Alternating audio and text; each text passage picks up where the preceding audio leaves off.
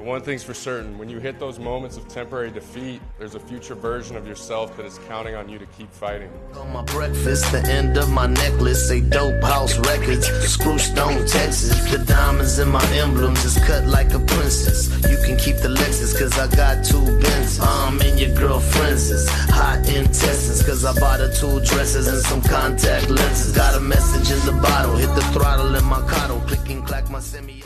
So Alex motherfucking Donnolo. Let's go. Thanks for coming, man. Yeah, buddy. Thanks for having me. Fuck yeah.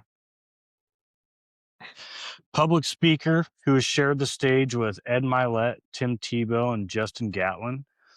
Founder, CEO of an 8-figure commercial real estate company, owns over 1,000 units across 13 states. Real estate coach, helping new investors create cash flow and build wealth. Publishing your first book this year about your journey from prison to purpose, which is fucking incredible, dude. I want to hear about that. And then launching a nonprofit ministry helping inmates and addicts with recovery and redemption. Let's go, man. You're writing a book? Honored to be here. Yeah.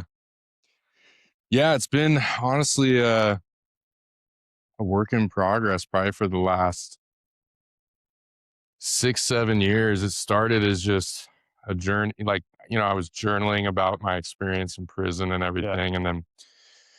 And then, throughout that process, it kept evolving. And in the back of my mind, I was like, maybe one day this will be a book. And then over the last 2-3 years, as my story started surfacing and I started telling it on a public forum, got a lot of positive feedback from people that, really pushed me to publish the book. So I hired a publicist about 7 months ago, and we're done with the manuscript now. We're in the editing phase. Really? So hoping to publish by July this year. Dude, So, that's incredible. yeah. How big of a book is it? It'll be probably 220 pages. You journaled that much? No. Now, now it's evolved a ton, and it's, I had a whole team and we wrote the manuscript and everything and evolved it into a full book.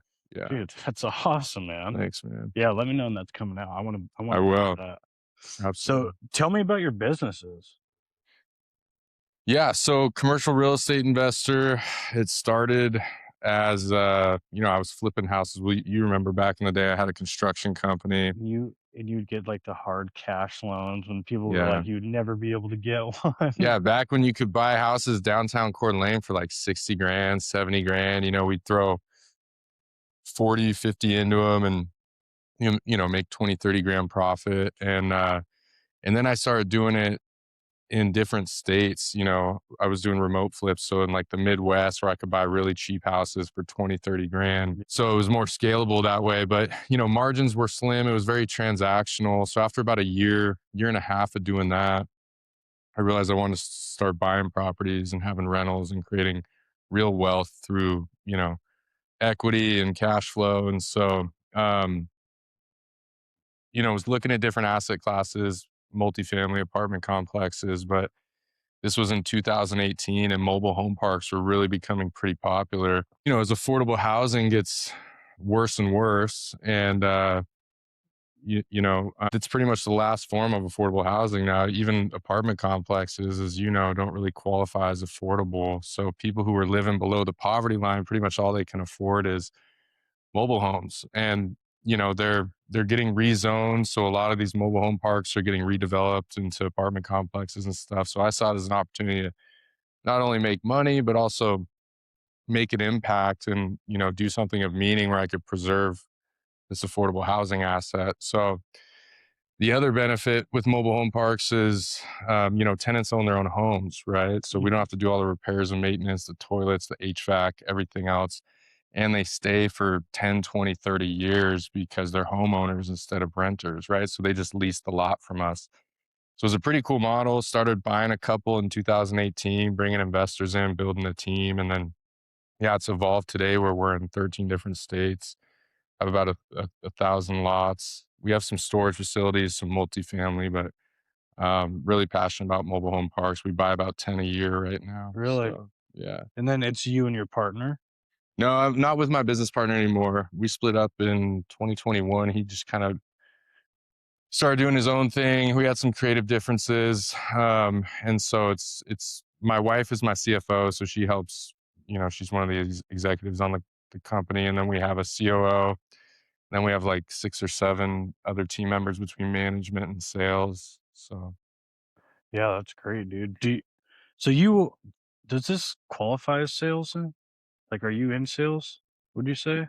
no, when I say sales, it's like our acquisition team and our leasing team. So acquisitions is, they help me find deals and negotiate and underwrite them, and then they get a commission when we close on the deals. And my leasing agents, they help fill all our vacant sites and units and everything else, and they get commissions that way. And then we have, property management team in house as well. Are they remote? Your team?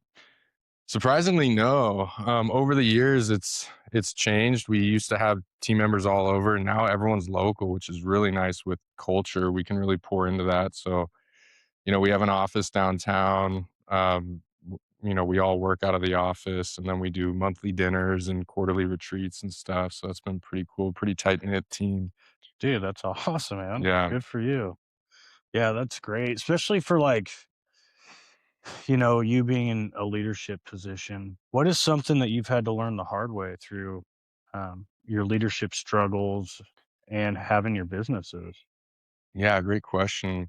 I mean, the first thing when it comes to scaling a business is just that delegation and building a team. I think a lot of entrepreneurs are wearing a lot of hats within their business, especially in the early years. And Sure. a lot of us wait too long until it gets chaotic to start hiring, and outsourcing and bringing on team members. And I was that way for a long time. Sometimes it feels like, well, you can't afford to bring someone on, but the reality is you can't really scale without doing it.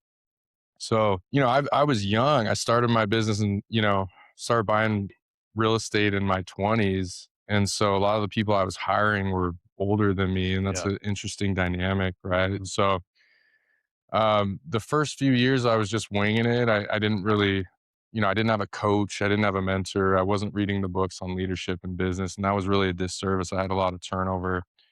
And then over the last 3, 4 years, I've just really invested heavily in coaches and mentors. Levi Gurno is one of them. He's my leadership coach.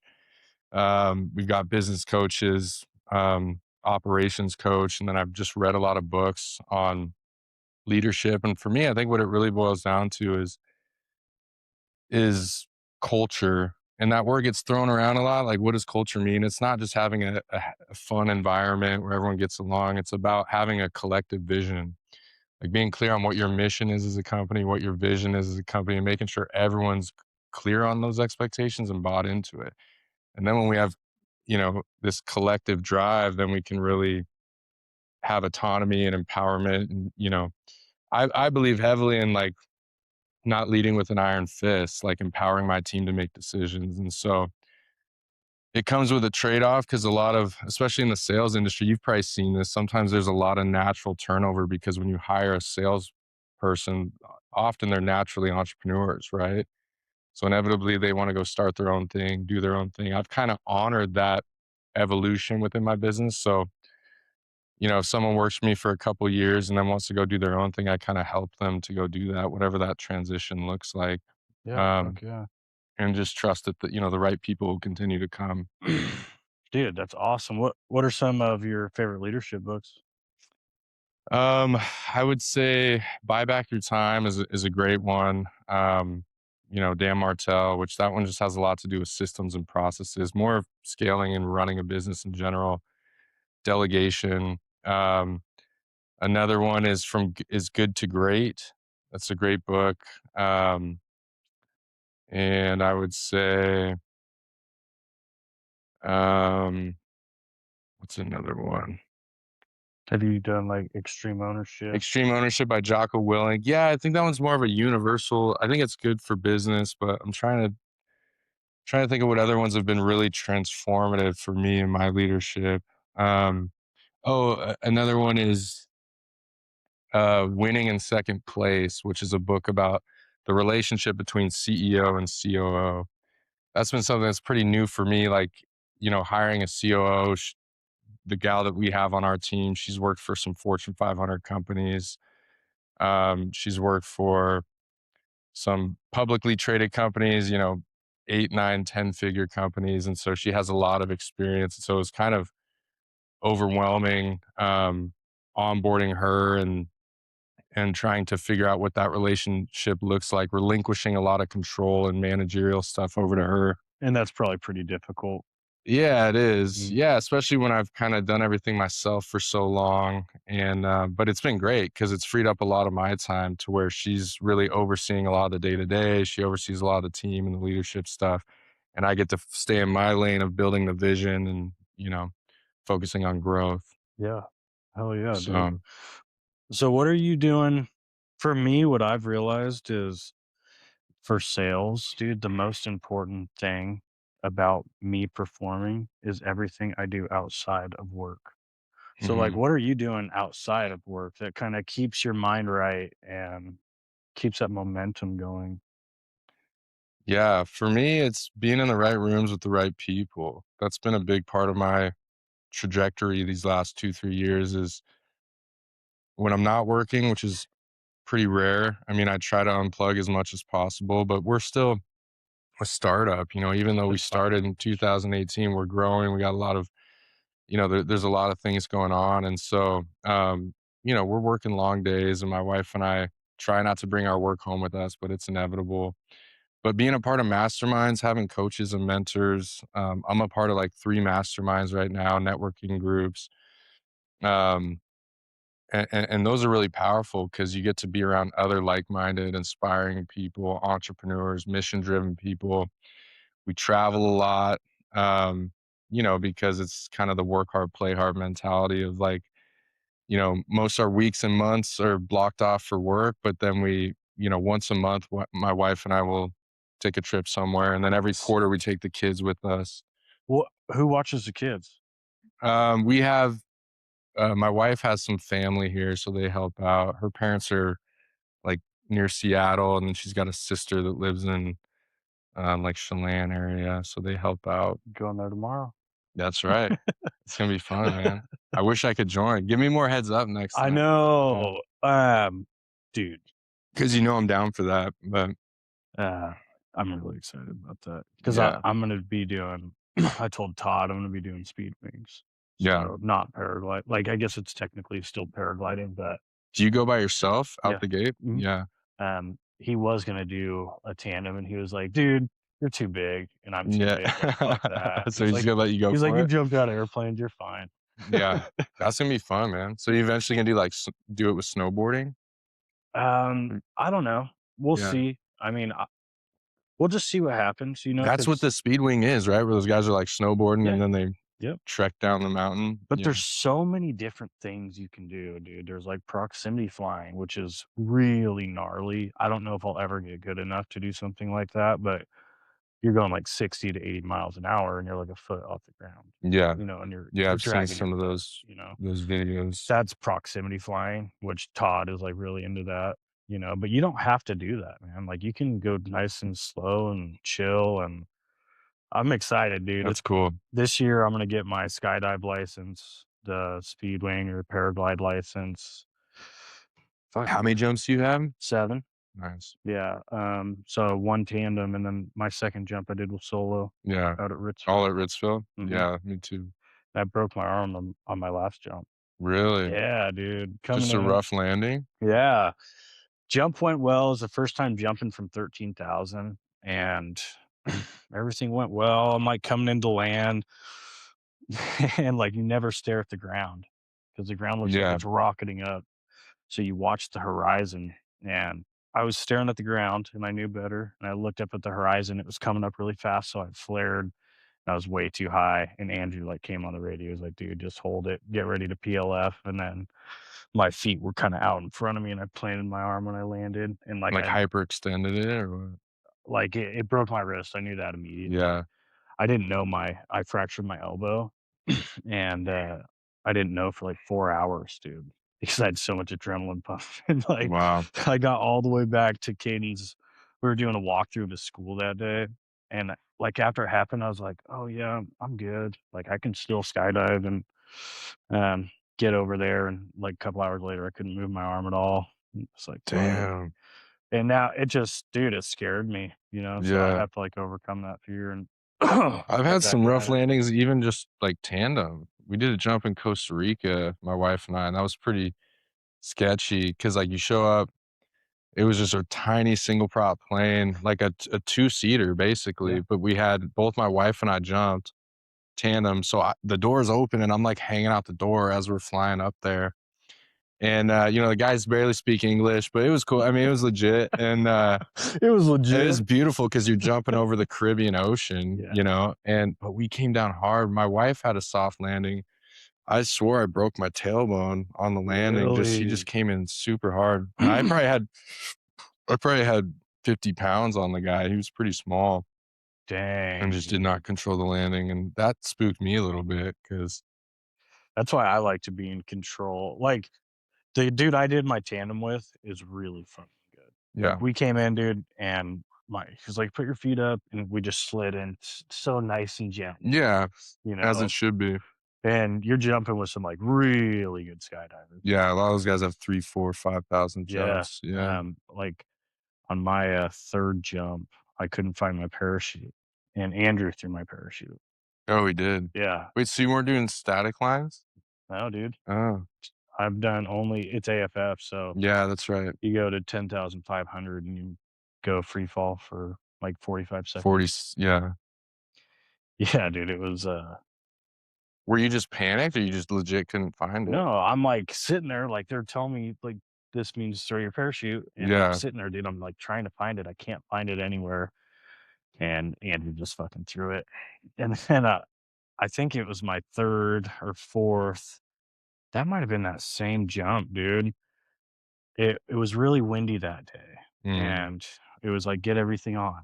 "Okay, we can't go up, take everything off." "Okay, get everything on." "Okay, take everything off." Yeah, that happened the day, we did our gender reveal, a skydiving gender reveal at Ritzville. "You did?" Yeah, at Skydive Ritzville, because that was my vision. So my wife had it all planned out.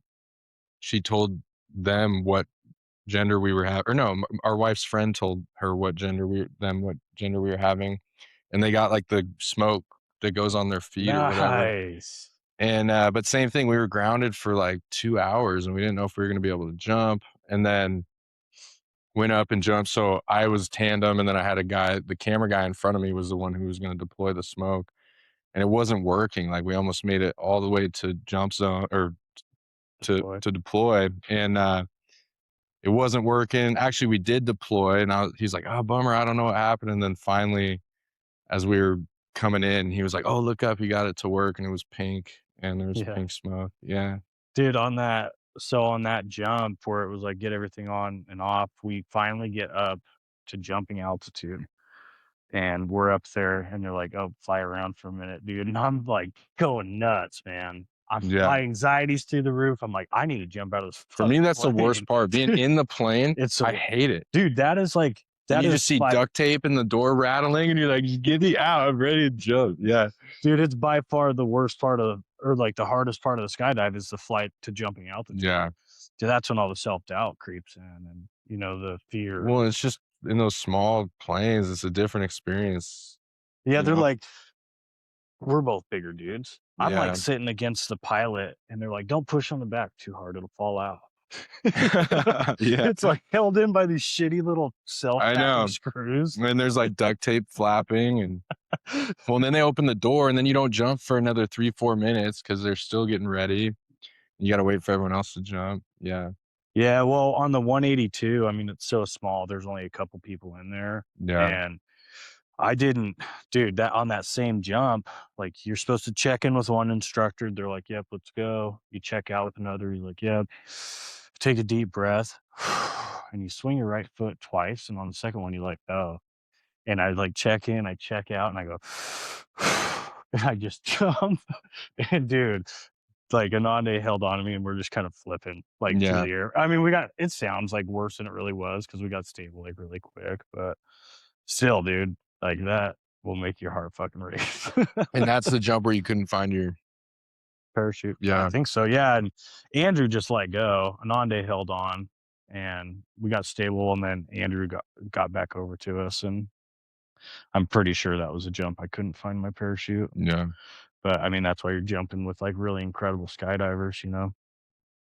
So you're gonna do all the rest of your jumps this what do you need, 25, right? Yeah. So, um, yeah, it's roughly, but every jump is a test, you Yeah. know? So if you like don't pass the test, you have to redo it and Redo the jump. jump. Yeah. But it'll be good to overcome that. And then Todd Higley owns a skydive Chelan as well, Mhm. and they do static, like for your Yeah. first couple, and then you just kind of progress up and work towards, you know, free fall and whatnot. Yeah. So we'll see what happens, like where I want to jump at. But I really like Todd. He's a really cool dude. He's going to be coming on the show too. Sweet. He's really fucking gnarly, dude. Like he was showing me some videos on YouTube, and they go to this place every year. It's like up in the mountains, dude, and they're like jumping out of helicopters and wingsuits, and Yeah. it's gnarly. And do you know who Jeb is? He's like one of the best wingsuiters in the world. No. He Is that the guy who went through the Yes, yeah, in okay. China. China? Yeah, okay. I Him. saw that whole documentary. Yeah. Yeah, so he was on Todd's video, and I was like, "You know him?" And he was like, "Yeah." I was like, "Dude, that dude's like the best wingsuiter in the world." He was like, "No." He's like, "Joe's the best in the world, dude." He's like, he has videos that I wouldn't even put online. They're so dangerous. Really. I was like, Do you wanna do the "Damn." wingsuit? I'm probably not, dude. Yeah. I don't know.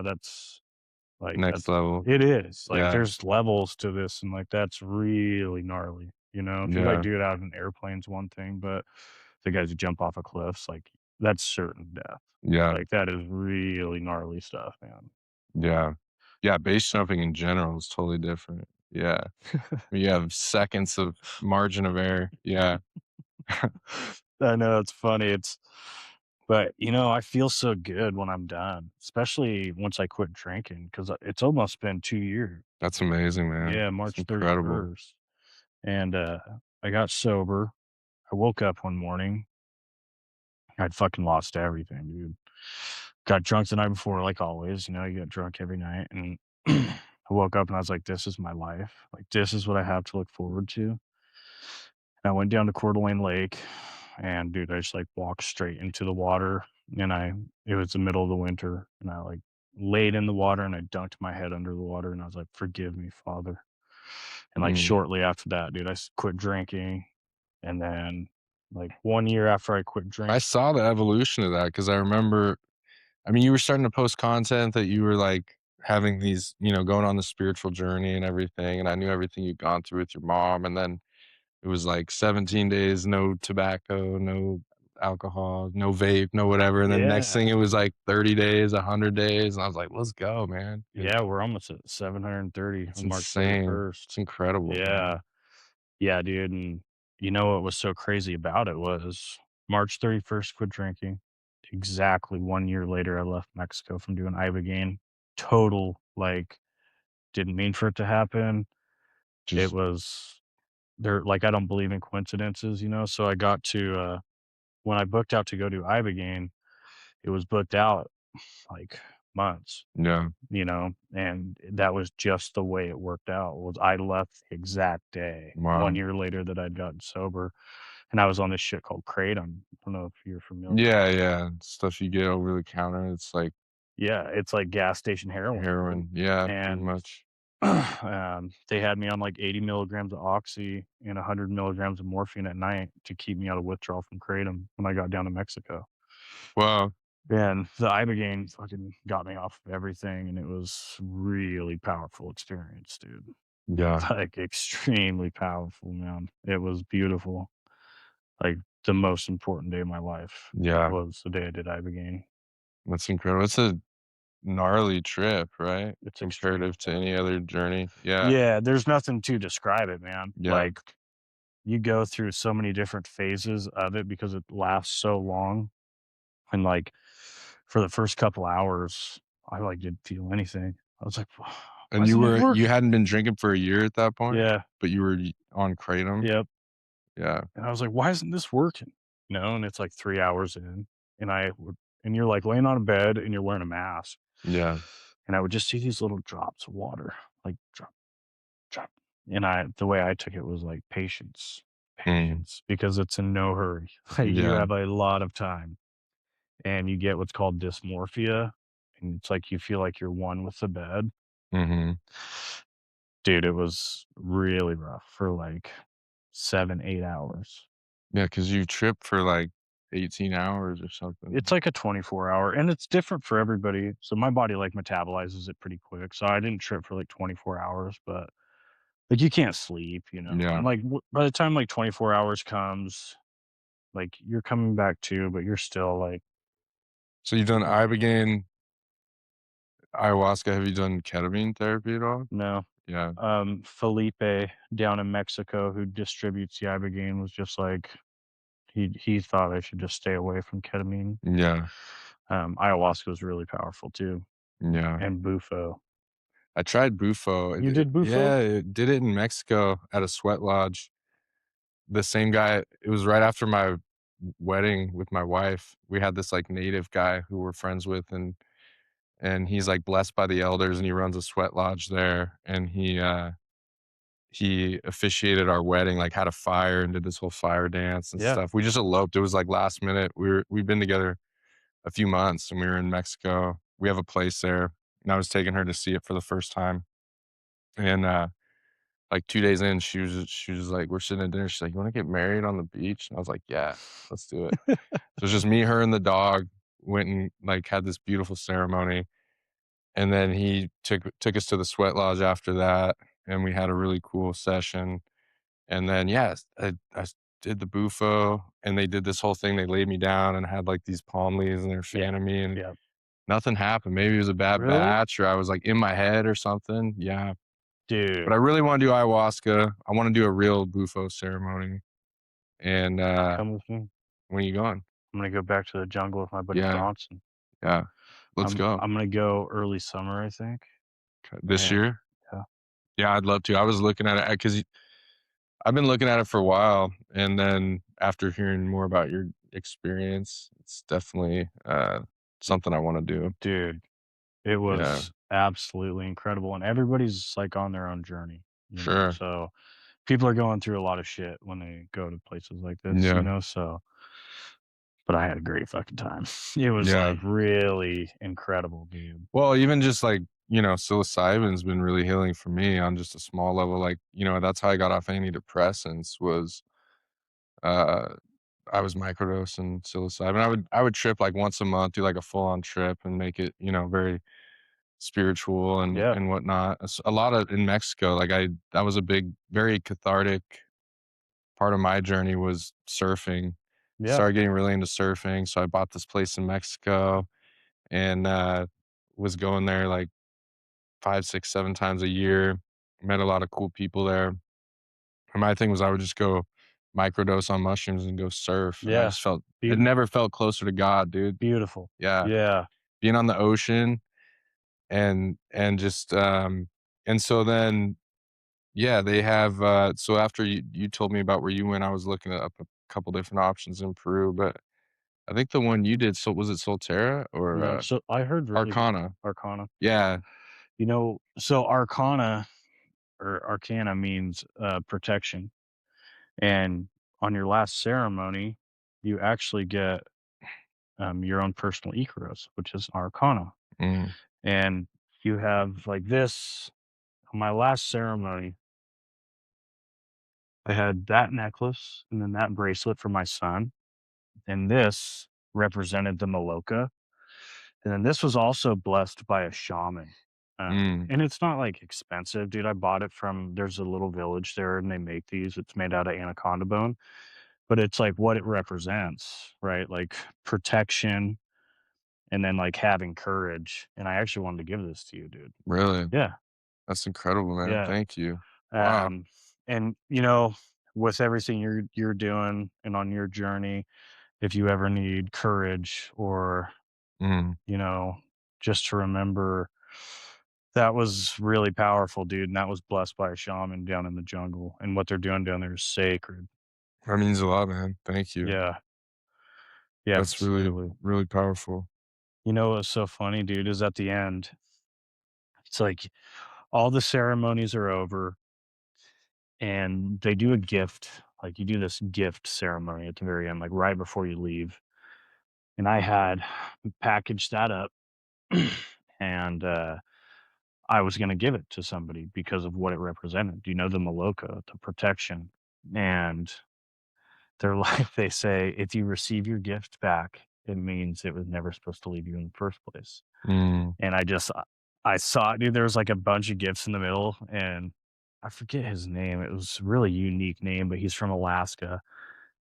He went and grabbed it, and he just turned straight to me and walked to me and gave it back to me. And it was like, okay, so I'm supposed to give it to somebody else. So I thought it was Amazing. perfect for you. And That means a lot, man. yeah, Thank you. yeah, absolutely, dude. That's special. So Bronson is actually coming over here in a couple weeks. He's going to come on the show, and he sails, and he's doing, dude, this dude is like such an incredible storyteller. And I was like, dude, let's go back. Like, let's go Yeah. together. Cause I met him doing Ibogaine. And In he, Mexico? yeah, and he was the one who told me this story about doing ayahuasca in the jungle. And I was like, bro, I want to go do that, you know? So I called him, he got me in contact with them, and then it was really quick, Yeah. dude. It was like 2 days and I was in Peru. Really? Yeah, like After you had talked your to them. discovery call? Yeah, I talked to them. I was like, well, could I come this weekend? And she was like, are you on anything? I was like, no, I'm sober. She was like, come on out. Yeah. Like, all right, dude, bought Wow. my tickets. And yeah, I was in Peru in like 2 days, dude. And it's like, And you did the 5-day? Is that what it is? I think it's 6 days. 6 days? Yeah, and you do it on Monday, Tuesday, Thursday, Friday. So, like, at the beginning of the week, you're like, "Whoa, dang, dude." Like, Yeah.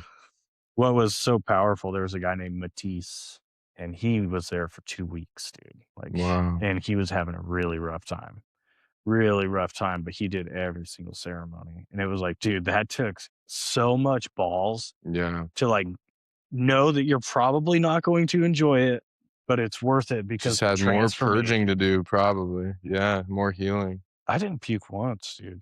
My More of a purge. emotional, spiritual, traumatic purging is Yeah. My purge was like yawning. It Yeah. was like really deep from like everything within me. And I remember I'd be like the things I wanted to release, you know, and you'll see visions of like an anaconda eating you Mhm. and it's not that it's even eating you, it's like you're flying into its mouth almost. And it's like eating something that doesn't serve you anymore. Mm.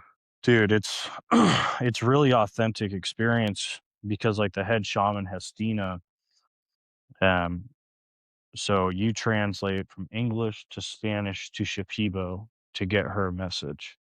And then it's translated back through different languages. And so, Wow. dude, it's really powerful, man. Like to become a shaman, they have to go on a diet, they call it, and they eat a healing plant. And the healing plant teaches them the Icaros to sing during the ceremony. And the Icaros heals everybody in the room. But dude, the longest I heard of Hefstina being in isolation was 4 years to learn the Icaros from this plant. And dude, it was really powerful, man. Like the last experience I had a vision of how it worked. And it these aren't just songs that they sing, it's frequencies they tap into. Yeah. And I saw the vision of, and it's so colorful, dude. And like the Icaros coming through their feet, they were singing out and healing the room, and then they were connected to God through their head. And it was like, holy shit. Like this is sacred. Yeah. Like this is sacred. And so when I say like go spend some time with our creator down in the jungle, like I mean it, dude. Yeah. Like the feminine side of our creator. Cause I was having a great time and I was like, thank you, Father. Thank you, Father. Like I felt so blessed, dude. I'm like, thank you for letting me enjoy this experience.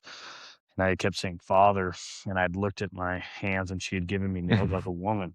I said, thank you, Mother. And the nails went away. Crazy. Dude, it was so wild, man. Like, I'm definitely going to go back. It was deeply Yeah, healing. I'd love to join. Just let me know, man. Yeah, we're going Yeah. for sure. So you can come if you'd like. Okay. Um, and Bronson was like, dude, I sail now. Like, dude, let's go sailing. I'm like, oh, like, fuck yeah, that sounds Where's cool. he from? Arkansas. Arkansas. But he's traveled all over the world, man. Like, Yeah. incredible storyteller. Lives like this incredible life. he's gonna be he'll be really cool to have on. Yeah, Like, he's just done so many incredible things, and super humble and a really good dude. cool. Yeah. Yeah, when's he gonna be here? A couple weeks? I think he's coming March 11th, Okay. and he's gonna be here, like, one day because he's gotta get to a wedding over in Utah. But, just, like, from traveling alone, dude, it's so healing and, like, the people you meet and Yeah. Yeah, that's been a big part of my, healing journey is traveling, seeing different parts of the world and meeting new experiencing it with people. new people. Yeah. Yeah. So I've been to Bali, you know, been to Costa Rica, and my thing's surfing, man. Everywhere I go, I just go find the ocean, I go surf. And that's kind of a way, like I said, that I feel really connected to God and just nature. And um so that's been big for me. And then we're going to Thailand on Tuesday. And yeah, I mean, my wife and I have been together 2.5 years. We've been everywhere, Virgin Islands. And so yeah, Thailand's gonna be fun. We're excited about that. We got a lot of fun stuff planned. You know what I've been looking into? In Thailand, you can go spend some time with monks. Yeah, Dude, I might do that, I don't know, because I'm super impatient. yeah, Like, I like that shit would done really right test your now. discipline. Yeah, And with them, it's like you are meditating for, like, I don't know exactly how long it is, but it's like 12 hours a day. yeah, So it's of something just nothing. crazy. Yeah, Well, they gave monks ayahuasca, and the monks, they're like, "This is where we get in our meditations," because when you take ayahuasca, dude, God is all around us, and, hmm, like, I can't describe it to you. Like, you just have to see it for yourself. God is all around us, like, yeah, at all times, and it's like you go through this gateway and you get to the God dimension. It's like, and I could be totally wrong. This is just my experience. sure. Um, but dude, like they get there in their meditations, because it is dimethyltryptamine, ayahuasca, so Yeah, DMT, and our brain naturally releases DMT, and you can feel your pineal gland just going crazy, dude. yeah, Like it, I love that feeling. Like when it is just, you can feel it just going crazy, and yeah. Well, and there's something to be said about just depriving yourself of all distractions, right? And like yes, doing it, there's a threshold that you cross of doing it for an extended period of time where they just they reach a new level of consciousness and just impermanence. Like that's one of the biggest beliefs of the monks is like nothing is permanent, good and bad, right? yeah. So it's like the good things, they're gonna go eventually. The bad things are temporary too. And it's all perception based. It's how we perceive it. And so when you get out of your head and you just get so focused in meditation and one with the body and one with God, um, especially at the levels that they do it at, it would be really cool to experience that, but I would have the same issue. Like even trying to meditate 6, 7 minutes is tough for me. Me My me mind is too. just yeah, Yeah, me too, dude. yeah. And it's because of all the external shit in our lives, like our Well, we live up phones here, man. and We think like stress is out here, but it's all up here. Everything we yeah. suffer from is in our minds, and it's a lot of it's thinking into the future, regretting the past, worried about our day or what we gotta things we gotta get done, and trying to separate yourself from that and just be the watcher of your thoughts, right? The witness or of your thoughts instead of the one experiencing it. Ooh, yeah, man. That's Like, a it's no a judgment of the thought, let it pass. yeah, one of my really powerful book is The Untethered Soul. Have you ever read that I have or heard not. of it?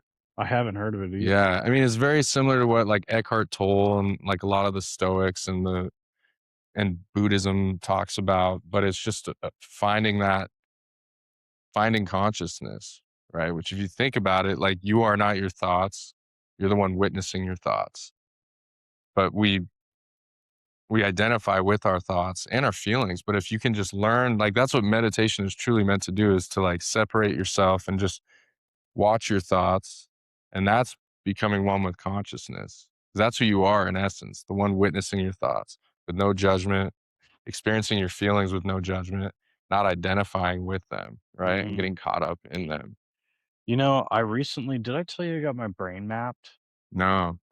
he's not a neuropsychiatrist, but he does neurofeedback. Yeah. So he mapped my brain and dude, I was like really excited. I was like, dude, I've come so far. Like, oh, this is gonna be great. Yeah. And it was like humbling and it made me feel like I hadn't done any work and it sucked, dude. And it was like he can line up traumas and like how those Yeah. traumas affected my brain from such a young age to like now I don't have like a lot of activity for emotions. Mhm. And he was like, asked me, he's like, do you feel?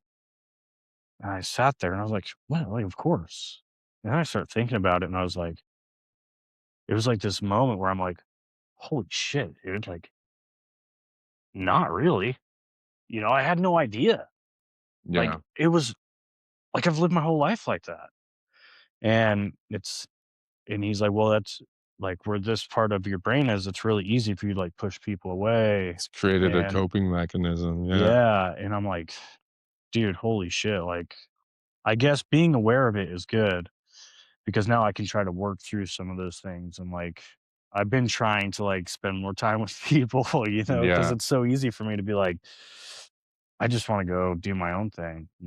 And I spent so much time alone from like even when I was a child that like now it's so easy for me to do that. And it's just like nature, like, I can relate to that in a lot of ways. I mean, I for one, I grew up an only child, so I did spend a lot of time alone. And I dealt with my own adversity and trauma and stuff, and I yeah, developed coping mechanisms. And for me, it's like I don't know how to articulate or express my emotions yeah, healthy. Like, sure, I feel them, but if you try to ask me, like, what are you feeling? Like, it's explain it to me. overwhelming. Yeah, and normally I lash out with anger, or I end up, I figure out 4 or 5 days later, "Oh, here's what I was feeling back then. It was really that I was stressed or worried about this," or whatever the case may be. But I reacted in anger. Isolation, is a big one for me. Dude, I do the same thing. A And and you think you're operating fine. You're like, "No, I do fine. I just push that shit down and I get through the yeah, day," but the reality is it has a long-term impact on our. yeah. It'll like come out as a gray hair or it'll come out somewhere in some Yeah, different thing. Um, dude, I do the same exact thing. And he was like, you probably feel really overwhelmed when you try to talk about your feelings. yeah. And I was like, I never feel overwhelmed. Like, what are you talking about? And I then something yeah, happened. And me and my son's mom, we don't really fight much, but she pissed me off for some reason, something stupid. Like I don't remember what it was.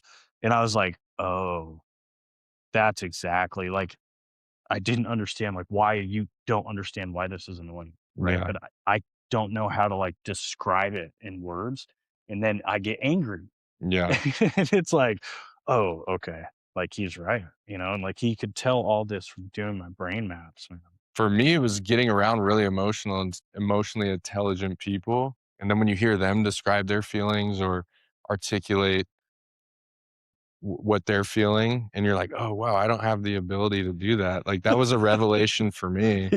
Like, my Yeah, wife's really good at that. Like, when she's feeling a certain way, she can just step by step articulate, "Hey, here's how I'm feeling, and here's how I think we should navigate through this." And that's a skill that I don't naturally have, you know? yeah, neither do I. And processing emotion is so important and so healthy, right? So it's like that's another big part of meditation. It's just like stopping. Like we live on autopilot most of the time. Another one of the things they talk about in that book is like and you've probably experienced this, but you'll be driving, you almost black out for a second Yeah, because you're just oh, lost in thought, right? Like, how did I get to where I'm going? Somehow my body got me there, yeah, but I was lost up here. And if, just stopping for 5, 6, 7 minutes every morning. I try to meditate every morning and journal and like feel gratitude. yeah, gratitude Mhm. or just let the mind disconnect from all the activity a little, Yeah, I was in a because then you can actually process what you're feeling and journal about it. And then sometimes you start to have revelations and ahas. sure. I need to get back to that because last summer I had just left Dave Smith and I took a couple months off. And that's when I was skydiving and just kind of living, dude. And I just got back from doing ibogaine and I knew everything was good. Like I felt incredible, dude. And I knew working at that job, like they wanted me to move into finance, which you can do well. You're just married, dude. Like you're Yeah. married, and I want my time over money, like Mhm. for sure. Like that's time is way more important to me. Sure. And I would go down to the river every morning and I would meditate and I would like pray, meditate, and I would ride my bike, you know. And dude, one day I'm like down there and I'm sitting there and I'm praying. I'm like, God, I want my purpose. Like I want my purpose, you know. And I leave, I go downtown Coeur d'Alene and I bring my Bible and I'm at this coffee shop, dude. And I'm sitting outside. I got a coffee and the wind catches the pages and it flips to a page and it completely stops. And right in bold letters, it says, do not worry about locating your purpose because your purpose Wow. will locate you. And it was like, I start laughing, dude. I'm like sitting there by myself, just laughing so hard because of what had just happened. Like it was, dude, life That's is incredible. crazy, you know? Yeah. And like God is there. And that is true too, because like,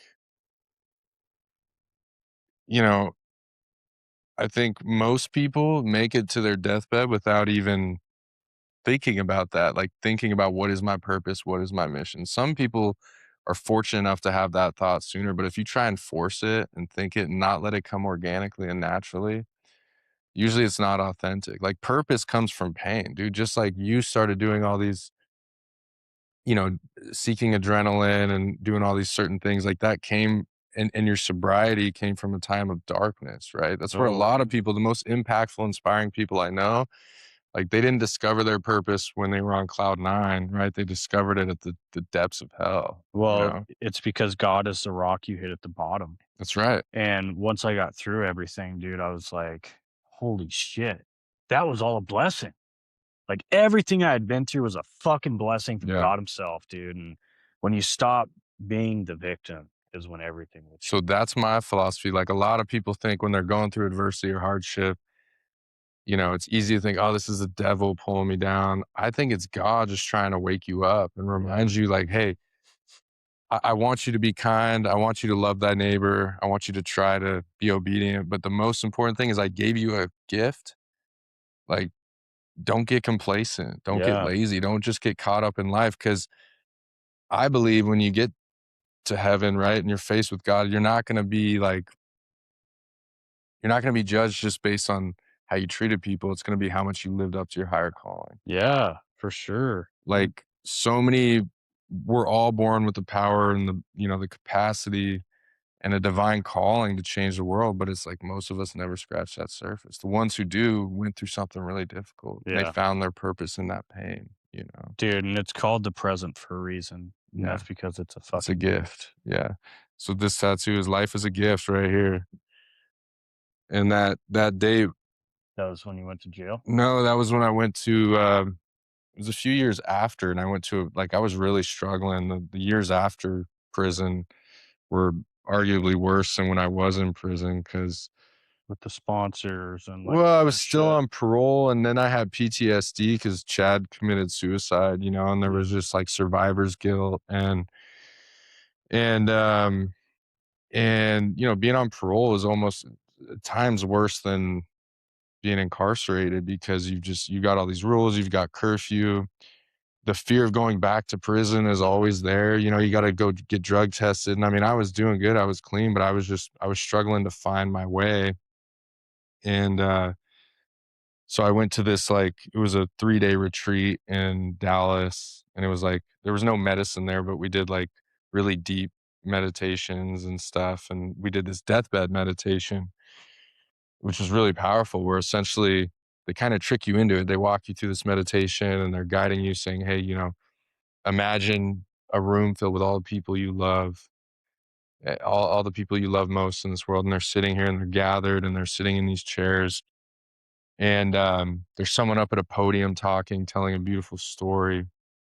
And all of a sudden you see these people you love start to tear up and they're starting to cry. And you realize they're at your funeral and there's you in a casket in this, you know, beautiful mahogany casket. And, all these flowers and everything. And one by one, all the people you love come up and give a eulogy and talk about like how much they loved you, all their beautiful memories. And like, as you sit there in your casket, you get to think about all the things you didn't get to accomplish, right? Like you died too young. And it's sort of this, it's this awakening that you have because after you wake up, you have this journaling exercise. And it's like, hey, now write down like the 3 most important things you didn't get to achieve before you died, right? And nothing helps you like extract what your goals are and your purpose and your mission, like envisioning yourself dying tomorrow or today or right now, right? And then it's like, well, what are the limiting beliefs that have been holding you back from achieving those, right? And so you journal about that. And um, for me, I had this vision that I wanted to be on the beach. I envision myself as an old man because then it goes back. The meditation goes back and says, now imagine God gives you a second chance and you've lived your life fully and accomplished all the things you want to accomplish. Like, where do you see yourself on your last days? And for me, it was like on the beach in Mexico with a gray ponytail with my grandkids, like teaching them how to surf. And 2 months later, I went to Mexico and bought that place in Mexico. And I that's where I started going on my journey of purpose. Like when I first got out of prison, it was a selfish journey, right? I was just trying to figure out how to redeem myself and how to get back on my feet and how to Yeah. make money and like fuck you to the system and everything else. Like I'll show you, you guys were wrong about me. And then through that journey, I met a lot of amazing people who really challenged me to like, hey, how are you going to turn this into something meaningful and impactful? It was only 3 years ago that I got on stage and shared my story for the first time, and, I was really hesitant about it. I was like, I don't think anyone wants to hear this. I think I'm gonna be judged. I think it's it's embarrassing partly, like, I'm that's behind me, like, and it was my mentor, Eric Rock, who's like, "No, dude, you got a really powerful story and you could change a lot of lives." Mhm. And, so I told my story and then I met a lot of people who were really impacted by it. I got, offered to go speak at some prisons. I was telling you about that. So, to cut to today, that's the journey I'm on right now is I've discovered my purpose and my purpose is helping everyone achieve their higher calling, right? And I believe like there's a lot of great causes out there, anti-sex trafficking, helping homelessness, helping vets. What about the people that are incarcerated that could be world changers, right? So if adversity is a pathway to greatness, you got people locked up in there who have like given up on life. Life has given up on them, and yet they could come out and be the next whoever, right? Yeah. Who changes the world, who has amazing ideas and innovations. And so, um, I want to create a curriculum for those guys, mental mastery curriculum, financial education. I want to help get better amenities and food and resources into the prisons. And, I want to offer those guys opportunities when they get out to get mentorship and stay sober and get clean and be around people who really challenge them to step into purpose. So that's what you're working on from prison to purpose. Well, prison to purpose is me gone from prison to purpose, and that is Okay. my purpose is helping other guys experience the same thing. Sure. Whether they're fighting addiction or people getting out of incarceration, like, we all know the system's flawed. You get out of prison, most of those guys had no support system. They You're had a just tough fucked. upbringing. Yeah. Half of them want to go back anyways, and then they've got a parole officer breathing down their neck. They can't get a job, right? And a lot of these transitional houses and halfway houses are, disgusting. Like I wouldn't let my dog live there, let alone a human being, right? So I'm partnered with a pastor and uh 4 or 5 other guys, and that's a venture that we're putting together, a nonprofit where we're buying up properties all over here, starting in Idaho in our hometown, and creating really clean, sober living with ministry and mentorship and job opportunities. Dude, that's Um, powerful, man. and then, I go speak at the prisons and show these guys what's possible that, I was once where they were and, you can turn your life around, right? And everyone was born with the gift. Everyone was born with the calling. And so if pain is a pathway to purpose, then people who are at the darkest points, like, they have untapped potential that we need to tap into. For sure. So, Dude, that's beautiful, man. yeah, And, whenever I help somebody, dude, like the feeling I get from that, it's like that's really what motion's all about is I really want to start sending veterans to go do IVA. yeah, And like fuck the money, dude. yeah. Like the transformations would be way more powerful than the money ever would be. Like it's dude, the transformations is beautiful, Well, and the especially beautiful thing is you can create a ministry and a nonprofit around that where, you have donors helping the cause where you don't have to just foot the bill yourself, right? yeah, And then you can impact more people too right. through that, because there'd be a lot of people who would donate to that and be a part of that and want to be, help support you in that. And I think it's so powerful. And that's another example of, there's 700,000 suicides every year. It's crazy. More than one per minute. That's like everybody in fucking Spokane, dude. That's globally every year. So the amount of time we've been recording this, like 30, 40 people have taken their own lives. Right, and a lot of them, how many of them were probably, veterans or whatever, and people who think that they just people around them and their families are better off without them, right? And you think about if you just change one life, like, there's a ripple effect even from changing one person's life. If you change 10 people's life, like, the compounding effect from that, and that's what I see with this prison ministry thing is, like, a lot of their kids are doomed to the same lifestyle, Yes, right? If we can absolutely. change their lives, hopefully that'll trickle down and Mhm. it'll break the cycle. Yeah. Yeah, the first one I wanna do is Nick, my sister's husband. He has a Purple Heart, and he's got a really, Yeah, I like, met him. gnarly story of Yeah, what happened, and it really fucked him up, dude, yeah, and he's gonna be the first one to go do it, but, dude, I'm so excited to see, like, what can this fucking man do when he's healed? Like, I'm getting emotional even thinking about it because it's so powerful. Because I know, like, what it did for me. Dude, I don't know, yeah. I know it'd be really it can help a lot of people. It's amazing. Yeah, it really is, and that's what life's about, dude, is those ups and downs and then helping people, and, there's a story where I don't know if somebody, like I don't think they got into heaven, but, Jesus was like, "When I was thirsty, you didn't give me anything to drink. When I was hungry, you didn't give me anything to eat." And it's really that we are all Jesus. Yeah, So, like, when you see people struggling, it's like you need to help them, yeah, and what's so funny, dude, was when I was doing, like, blue collar work, working in the oil field, building power lines, I was so stingy with money, dude. I would never give money to anybody. Like, I yeah, was so consumed on, like, I drink every fucking night, and, like, waste so much money to that that, like, I would never give to people.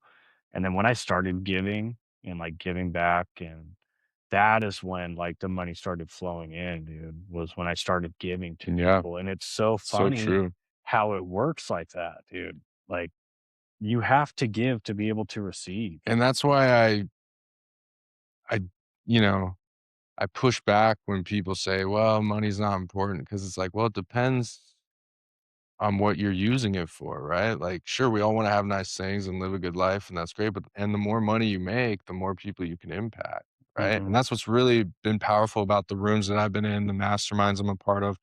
One of them is called the Mission Project, and the whole thing is, everyone pays a premium to be a part of this, and we all get to network and do business together. And it's a lot of really cool people, a lot of high net worth people. But every event we meet quarterly is geared towards charity. So we were just in Malibu and we raised like $750,000 for the fires that took place out Yeah. there and a ministry that's helping a lot of those people.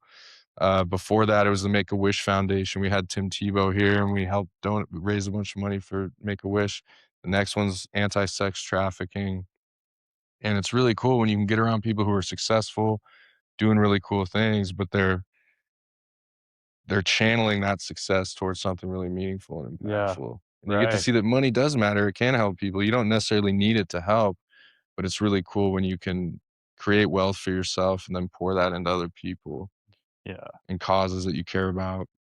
And yeah, how I mean, do you watch those reels online where like the Fresh Start guy who goes around and gets homeless people into treatment? Have you seen any of those? Like I cry, I sit there and cry like a baby every time I see those videos. Really? Yeah, you have to look it up. His name's Vincent something. It's like Fresh Start, and he's got so many reels out there, but he'll just like approach random homeless people on the street. Feel like you wanna get clean? Yeah, he'll say, "You wanna get I clean?" saw him with 2 guys, and he Yeah. was like, "Okay, I'm gonna come get you tomorrow," and And get sometimes they show up, sometimes Yeah, they don't. It's a yeah. whole like you get invested in the story, and then you see them 3 months later, and they're all clean and cleaned up. Like, dude, imagine just living for 10 years on the street and some random guy says, "Hey, I believe you, I see you," like, you know? Yeah, And, there's so much cleaning up to do in the world. There's so much, um, pain and suffering. So fuck yeah, there is. if you can just do a small part in that, there's a ripple effect too. And I believe like everyone talks about legacy, like what does a legacy mean? For me, it's like making the work that you did last after you're gone, right? Sure.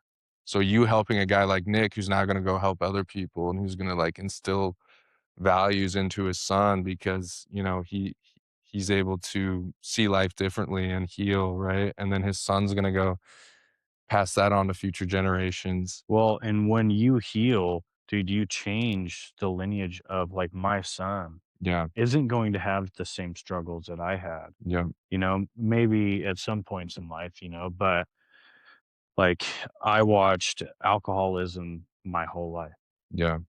We both and did. Yeah, yeah, yeah, no shit, and, like, my son never sees me like, I don't drink, yeah. I'm always sober, and it's powerful, dude, like, getting sober was everything, man. It's amazing. Yeah, so, Thanks for Alex, having me, brother. dude, no, thanks for coming on, man. Yeah, Like, what a blessing it was, and I appreciate your time, and thank you so much for coming on Motion. absolutely love what you're doing, man. Excited to see more amazing people in the seat Dude, and see you keep doing amazing things. got some And pretty thank you for this. Yeah, you're welcome, dude. Yeah, Yeah, and it's not expensive, but it's what it it was represents. special. Thank you, man. Yeah.